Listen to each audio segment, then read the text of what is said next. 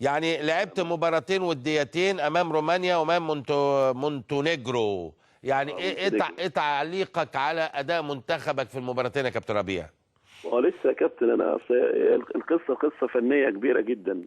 انا فرقه بعد 60 يوم ببتدي اشوف الجانب الفني، عندي قصور كتير جدا فنيا وده الطبيعي جدا.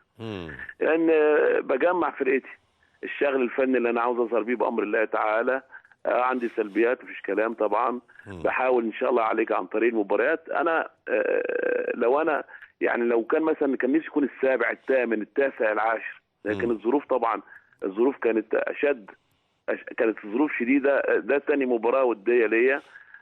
كنا مبعزقين اللي كان في رحله احتراف واللي كان واخد اجازه واللي كان مع فريقه. فالقصه الفنيه يا كابتن مش في يوم وليله. انا داخل في نقله ثانيه خالص، وهي التحدي الكبير. المهاره بقى والسرعه والقوه والجوانب الخططيه. الموضوع موضوع تاني خالص غير افريقيا يا كابتن. نعم. فدي تاني مباراه طبعا، واكيد عندي قصور فنيه مفيش كلام، وعندي حاجه اخطاء فنيه، وعندي انا بلعب يا كابتن ما بلعبش على النتيجه، انا بلعب على اداء، بلعب على جانب.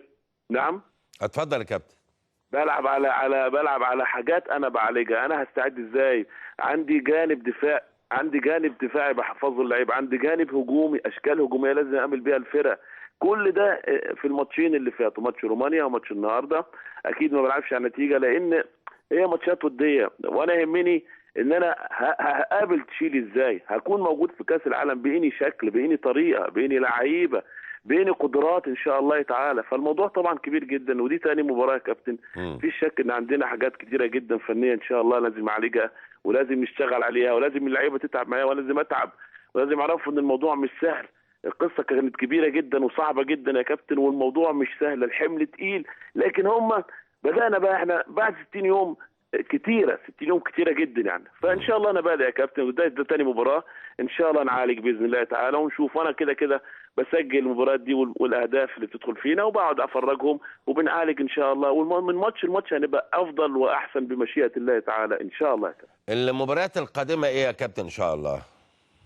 احنا مسافرين يا كابتن ان شاء الله النهارده بالليل، وبعدين يا كابتن لعبت ماتشين في 3 ايام، يعني ماتشين في 3 ايام، ومشوار كان كتير. احنا قطعنا من القاهره لاسبانيا 5 ساعات، ومن من اسبانيا رحنا البلد اللي احنا فيها 7 ساعات، من برشلونه للبلد 7 ساعات، 7 و5، ولسه 3 جايين لعبوا ماتش يوم 2 وراجعين في سفر. يعني ان شاء الله نبقى افضل واحسن.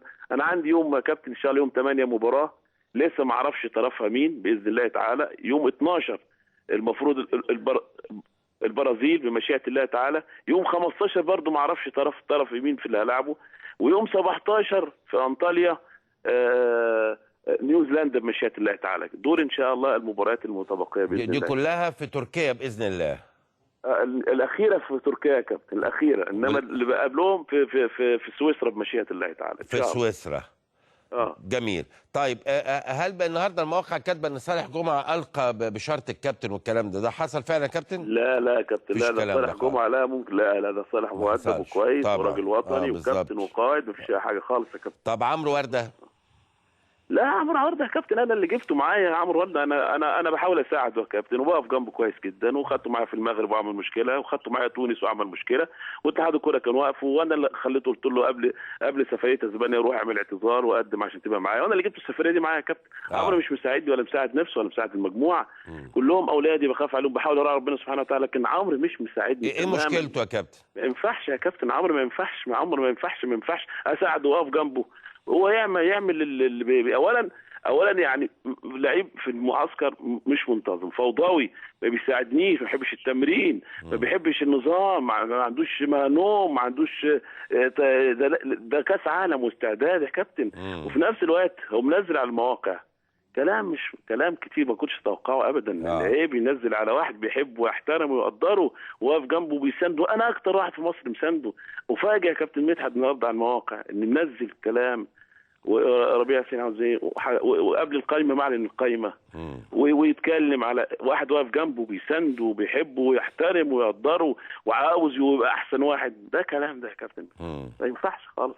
طبعا ما ينفعش. ده ولد صغير، وانا كابتن انا جبته معايا وبسنده. انا اكتر واحد في البلد دي بسنده، ونفسي يبقى كويس وسندته كتير، وكان في حاجات ضده، في ناس زعلت ان انا جبته معايا، قلت لهم لا لازم يجي، لازم نديله فرصته، لازم ناخد زيه زي حد، لازم نسانده، لازم. مش مساندني خالص ولا مساعد نفسه خالص. نعم نعم.